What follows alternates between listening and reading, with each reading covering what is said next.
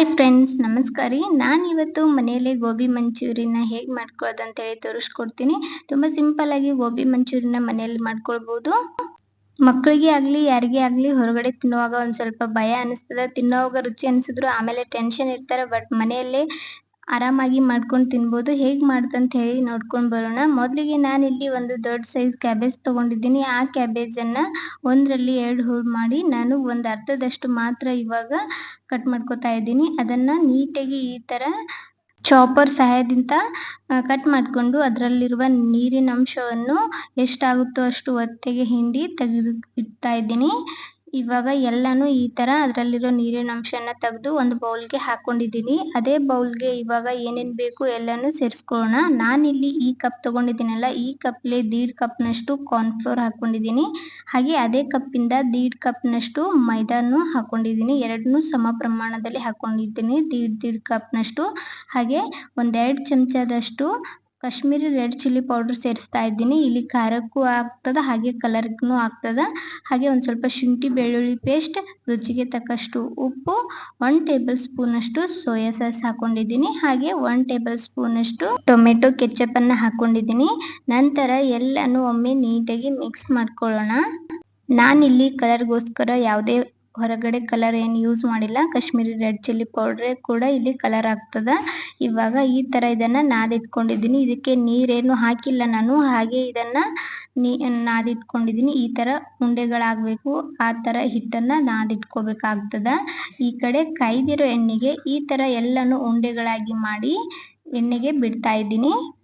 ಹಿಟ್ಟನ್ನು ನಾದಿ ಎಲ್ಲನೂ ಈ ಥರ ಉಂಡೆಗಳಾಗಿ ಮಾಡಿಟ್ಕೊಂಡಿದ್ದೆ. ಎಣ್ಣೆ ಕಾಯ್ದ ನಂತರ ಅದನ್ನು ಮೀಡಿಯಂ ಫ್ಲೇಮಲ್ಲಿ ಇಟ್ಕೊಂಡು ಎಲ್ಲ ಉಂಡೆಗಳನ್ನು ಹಾಕಿ ಒಂದು ಸ್ವಲ್ಪ ಹೊತ್ತು ಫ್ರೈ ಆದ ನಂತರ ಇದನ್ನು ಈ ಥರ ಮಿಕ್ಸ್ ಮಾಡ್ಕೋಬೇಕಾಗ್ತದೆ. ಹಾಕಿದ ತಕ್ಷಣ ಮಿಕ್ಸ್ ಮಾಡೋಕ್ಕೆ ಹೋಗಬೇಡಿ. ಒಂದು ಹಾಫ್ ಫ್ರೈ ಆದ ನಂತರ ಅದನ್ನು ಎಲ್ಲನೂ ನೀಟಾಗಿ ಫ್ರೈ ಮಾಡ್ಕೋಬೇಕಾಗ್ತದೆ ಮಿಕ್ಸ್ ಮಾಡಿಕೊಂಡು. ಇವಾಗ ನೋಡ್ಬೋದು ಎಲ್ಲನೂ ಫ್ರೈ ಆಗಿ ಕಲರ್ ಕೂಡ ಚೇಂಜ್ ಆಗ್ಯದ. ಎಷ್ಟು ಚೆನ್ನಾಗಿ ಕಲರ್ ಬಂದದ. ಇವಾಗ ಇದನ್ನು ಎಣ್ಣೆಯಿಂದ ತೆಗೆದು ನೀಟಾಗಿ ಎಣ್ಣೆ ಎಲ್ಲನೂ ಜಾನ್ಸ್ಬಿಟ್ಟು ಸೈಡಲ್ಲಿ ಹಾಕ್ಕೊಳ್ಳೋಣ. ಇದನ್ನೆಲ್ಲ ತೆಗೆದು ಉಳಿದಿರೋ ಉಂಡೆಗಳನ್ನು ಅದೇ ಥರ ಎಣ್ಣೆಯೊಳಗೆ ಹಾಕ್ಕೊಂಡು ಒಂದು ಸ್ವಲ್ಪ ಹೊತ್ತು ಫ್ರೈ ಆದ ನಂತರ ನೀಟಾಗಿ ಮಿಕ್ಸ್ ಮಾಡ್ಕೊತ ಎಲ್ಲನೂ ಫ್ರೈ ಮಾಡಿ ಎತ್ತಿಟ್ಕೊಳ್ಳೋಣ. ಇವಾಗ ಫ್ರೈ ಆದ ನಂತರ ಅದರಲ್ಲಿ ಒಂದು ಸ್ವಲ್ಪ ಎಣ್ಣೆ ಹಾಕ್ಕೊಂಡು ಒಂದು ಸ್ವಲ್ಪ ಕಟ್ ಮಾಡಿರುವಂಥ ಶುಂಠಿ ಹಾಕ್ಕೊಂಡಿದ್ದೀನಿ. ಹಾಗೆ ಒಂದು ಸ್ವಲ್ಪ ಬೆಳ್ಳುಳ್ಳಿ ಹಾಕ್ಕೊಂಡು ಒಂದು 4-5 ಹಸಿಮೆಣಸಿನ್ಕಾಯನ್ನು ನಡುವೆ ಸೀಳಿ ಅದನ್ನು ಸಹ ಸೇರಿಸ್ಕೊಂಡು ಇದೆಲ್ಲ ಒಂದು ಸ್ವಲ್ಪ ಹೊತ್ತು ಫ್ರೈ ಮಾಡ್ಕೊಳ್ಳೋಣ. ಚೆನ್ನಾಗಿ ಫ್ರೈ ಆದ ನಂತರ ಈರುಳ್ಳಿನ ಈ ಥರ ನಾನು 1 ಲೇಯರ್ ಈರುಳ್ಳಿ ತಗೊಂಡು ಈ ಥರ ದೊಡ್ಡ ಪೀಸ್ಗಳಾಗಿ ಕಟ್ ಮಾಡಿ ಸೇರಿಸ್ಕೊಂಡಿದ್ದೀನಿ. ಇದೆಲ್ಲ ಒಂದು ಸ್ವಲ್ಪ ಹೊತ್ತು ಫ್ರೈ ಮಾಡ್ಕೊಳ್ಳೋಣ ಗ್ಯಾಸ್ನ ಮೀಡಿಯಂ ಫ್ಲೇಮಲ್ಲಿ ಇಟ್ಕೊಂಡು. ನಂತರ ಕ್ಯಾಪ್ಸಿಕಮನ್ನು ಈ ಥರ ದೊಡ್ಡ ಸೈಜಲ್ಲೇ ಕಟ್ ಮಾಡಿ ಸೇರಿಸ್ಕೊತಾ ಇದ್ದೀನಿ. ಎಲ್ಲನೂ ಸ್ವಲ್ಪ ಹೊತ್ತು ಫ್ರೈ ಮಾಡ್ಕೊಳ್ಳೋಣ. ಎಲ್ಲನೂ ಸ್ವಲ್ಪ ಕ್ರಿಸ್ಪಿ ಆಗೋವರೆಗೂ ಫ್ರೈ ಮಾಡ್ಕೋಬೇಕಾಗ್ತದೆ.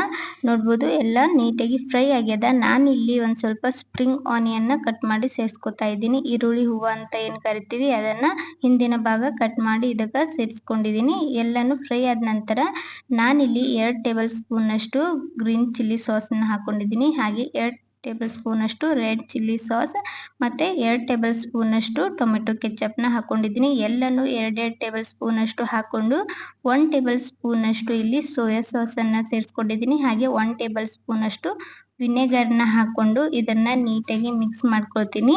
ಸ್ವಲ್ಪ ಹೊತ್ತು ಇದನ್ನು ಫ್ರೈ ಆದ ನಂತರ ಇದಕ್ಕೆ ಸ್ವಲ್ಪ ನೀರನ್ನು ಸೇರಿಸ್ಕೊಳ್ಳೋಣ. ಇಲ್ಲಾಂದ್ರೆ ಎಲ್ಲ ಕೆಚಪ್ಗಳು ಹೊತ್ತು ಹೋಗ್ಬಿಡ್ತಾವೆ. ಅದಕ್ಕೋಸ್ಕರ ಸಾಸ್ಗಳು ಹೊತ್ತಬಾರ್ದು ಅನ್ನೋ ಕಾರಣಕ್ಕೆ ಸ್ವಲ್ಪ ನೀರನ್ನ ಸೇರಿಸ್ಕೊಂಡು ನಂತರ ಒಂದು ಸ್ವಲ್ಪ ಖಾರದ ಪುಡಿ, ರುಚಿಗೆ ತಕ್ಕಷ್ಟು ಉಪ್ಪು ಹಾಕಿ ಒಮ್ಮೆ ಮಿಕ್ಸ್ ಮಾಡಿ ನಂತರ ಕಾರ್ನ್ಫ್ಲೋರ್ಗೆ 1 ಟೇಬಲ್ ಸ್ಪೂನಷ್ಟು ಕಾರ್ನ್ಫ್ಲೋರ್ಗೆ ಸ್ವಲ್ಪ ನೀರನ್ನು ಸೇರಿಸಿ ಅದನ್ನು ಇಲ್ಲಿ ಸೇರಿಸ್ಕೊಂಡಿದ್ದೀನಿ. ಸೇರಿಸ್ಕೊಂಡು ಇದನ್ನು ನೀಟಾಗಿ ಸ್ವಲ್ಪ ಹೊತ್ತು ಮಿಕ್ಸ್ ಮಾಡ್ಕೊಳ್ಳೋಣ. ಇದು ಗಟ್ಟಿ ಆಗ್ತದಲ್ಲ, ನಂತರ ಇದಕ್ಕೆ ನೀರು ಹಾಕೋತಾ ಇದ್ದೀನಿ. ನೀರನ್ನ ಹಾಕ್ಕೊಂಡು ನೀಟಾಗಿ ಮಿಕ್ಸ್ ಮಾಡ್ಕೋಬೇಕಾಗ್ತದೆ. ಜಾಸ್ತಿ ಕಾರ್ನ್ಫ್ಲೋರ್ನ ಹಾಕ್ಕೊಳಿಕ್ಕೆ ಹೋಗಬೇಡಿ. 1 ಟೇಬಲ್ ಸ್ಪೂನಷ್ಟು ಮಿಕ್ಸ್ ಮಾಡಿ ಕಾರ್ನ್ಫ್ಲೋರ್ನ ಹಾಕ್ಕೊಳ್ಳಿ. ನಿಮ್ಗೆ ಎಷ್ಟು ಮಾಡ್ಬೇಕನ್ನೋದನ್ನು ನೋಡಿಕೊಂಡು ಕಾರ್ನ್ಫ್ಲೋರ್ನ ಕಲಿಸಿ ಹಾಕ್ಕೊಂಡು ಇದನ್ನು ಒಂದು ಸ್ವಲ್ಪ ಕುದಿ ಬರೋವರೆಗೂ ಬಿಟ್ಟು ಕುದಿಯುವಾಗ ಇದಕ್ಕೆ ನಾನು ಫ್ರೈ ಮಾಡಿಟ್ಟಿರುವ ಗೋಬಿನ ಸೇರಿಸ್ತಾ ಇದ್ದೀನಿ. ಗೋಬಿ ಎಲ್ಲ ಸೇರಿಸಿ ಒಂದು ಸ್ವಲ್ಪ ಹೊತ್ತು ಇದನ್ನು ಹೈ ಫ್ಲೇಮಲ್ಲಿ ಇಟ್ಕೊಂಡು ಈ ಥರ ಮಿಕ್ಸ್ ಮಾಡ್ಕೋಬೇಕಾಗ್ತದೆ. ನೀಟಾಗಿ ಇದೆಲ್ಲ ಮಿಕ್ಸ್ ಮಾಡಿಕೊಂಡು ಲಾಸ್ಟಲ್ಲಿ ಒಂದು ಸ್ವಲ್ಪ ಕೊತ್ತಂಬರಿ ಸೊಪ್ಪನ್ನು ಕಟ್ ಮಾಡಿ ಸೇರಿಸ್ಕೊಂಡು ಒಮ್ಮೆ ನೀಟಾಗಿ ಮಿಕ್ಸ್ ಮಾಡಿದ್ರೆ ಮನೆಯಲ್ಲೇ ಖಾರವಾಗಿರುವ ಗೋಬಿ ಮಂಚೂರಿ ರೆಡಿ ಆಗ್ತದೆ. ಹೊರಗಡೆ ಹೋಗಿ ತಿನ್ನೋಕ್ಕಿಂತ ಈ ಥರ ಮನೆಯಲ್ಲೇ ಮಾಡ್ಕೊಂಡು ತಿಂದ್ರೆ ನಮ್ಮ ಆರೋಗ್ಯ ಕೂಡ ಸೇಫ್ ಇರ್ತದೆ. ಹೊರಗಡೆ ಆ ಪೌಡ್ರ್ ಈ ಕಲರ್ ಎಲ್ಲ ಸೇರಿಸಿ ಹಾಕಿ ಮಾಡಿಕೊಡ್ತಾರೆ, ಆರೋಗ್ಯಕ್ಕೂ ಕೂಡ ಒಳ್ಳೆಯದಲ್ಲ. ಮನೆಯಲ್ಲಿ ಏನಿರ್ತದೆ ಅದನ್ನೇ ಬಳಸ್ಕೊಂಡು ಚೆನ್ನಾಗಿ ಮಾಡ್ಕೊಂಡು ತಿನ್ಬೋದು. ನೋಡಿದ್ರಲ್ಲ ಮನೆಯಲ್ಲೇ ಗೋಬಿ ಮಂಚೂರಿನ ಹೇಗೆ ಮಾಡ್ಕೊಂಡು ತಿನ್ಬೋದು ಅಂತ ಹೇಳಿ. ಈ ರೆಸಿಪಿ ನಿಮಗೆ ಇಷ್ಟ ಆಗಿದೆ ಅಂದ್ಕೊಂಡಿದ್ದೀನಿ. ನೋಡ್ಬೋದು ಎಷ್ಟು ಚೆನ್ನಾಗಿ ಬಂದದ. ಅದನ್ನು ನಾನು ಒಂದು ಪ್ಲೇಟ್ಗೆ ಸರ್ವ್ ಮಾಡ್ಕೊಂಡಿದ್ದೀನಿ. ಈ ವಿಡಿಯೋ ಇಷ್ಟ ಆದರೆ ತಡ ಮಾಡಬೇಡಿ. ಇದೇ ಥರದ ಇನ್ನಷ್ಟು ರೆಸಿಪಿಗೋಸ್ಕರ ರಮ್ಯಾ ಮನೆ ಅಡುಗೆ ಚಾನಲನ್ನು ಸಬ್ಸ್ಕ್ರೈಬ್ ಮಾಡ್ಕೊಳ್ಳಿ. ವಿಡಿಯೋಗೆ ಒಂದು ಲೈಕ್ ಕೊಡೋದು ಮಾತ್ರ ಮರಿಬೇಡಿ. ನನ್ನ ವಿಡಿಯೋನ ಯಾರೆಲ್ಲ ಚಾನಲ್ ಸಬ್ಸ್ಕ್ರೈಬ್ ಮಾಡದೆ ನೋಡ್ತಾ ಇದ್ದೀರಾ ದಯವಿಟ್ಟು ಚಾನಲ್ನ ಸಬ್ಸ್ಕ್ರೈಬ್ ಮಾಡಿಕೊಂಡು ವಿಡಿಯೋ ನೋಡಿ ಸಪೋರ್ಟ್ ಮಾಡಿ.